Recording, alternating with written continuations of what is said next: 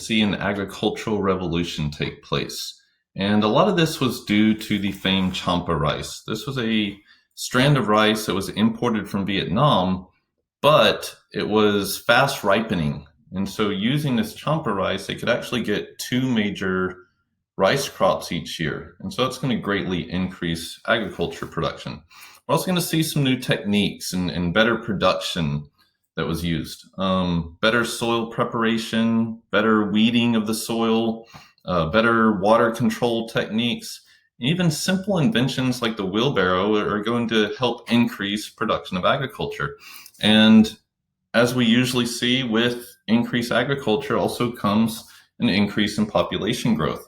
And so the population of China is basically going to over double during the post-classical period, going from about 45 million or so at the beginning of this post-classical era and growing to over 120 million by the end of the post-classical era. And with that population growth also came rapid urbanization. China was basically the most urbanized country in this entire post-classical period. Their capital at Chang'an had over 2 million residents. It was the largest city in the world at the time, and it included huge gardens that people can enjoy. It included a large private hunting park as well. And there were also other large cities. Hangzhou had about 1 million residents. Many cities throughout China boasted populations of 100,000 or more. And as much as 10% of the population of China lived in cities. And this was far greater than anywhere else in the world in the post-classical period.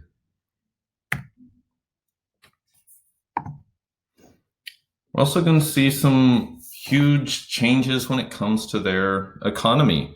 Merchants are actually going to enjoy slightly higher status than usual. Now, if you remember, merchants were always looked down upon in China, basically because of the way that they made their money.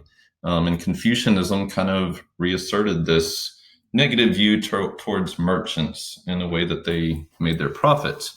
But merchants are going to enjoy a slightly higher status. Some are going to even intermarry in with the upper aristocratic class and become landowners themselves. Financial instruments are going to aid trade in China.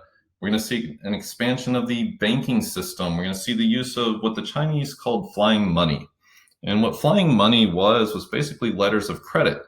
And what this did is it allowed merchants to deposit their money in one city, and they would receive these credit vouchers that they could then carry with them to other cities and cash them in those cities. And so it made the dangers of robbery on trade routes much smaller. The risk of getting robbed while you were traveling from one market city to another was greatly reduced.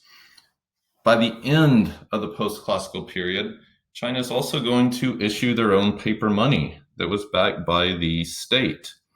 China also becomes a very cosmopolitan society, similar to what we saw in the Islamic world during this time.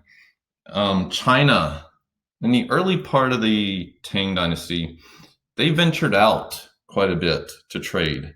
But by the end of the Tang Dynasty, and especially into the Song Dynasty, they kind of become content to force others to come to them.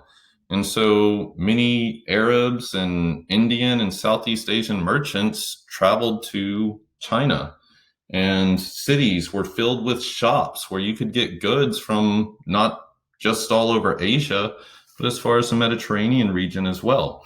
And this is going to lead to a huge economic surge in China. In essence, an economic revolution. China becomes the wealthiest nation in the world during this time, and it also helped promote economic growth in the entire Eastern Hemisphere.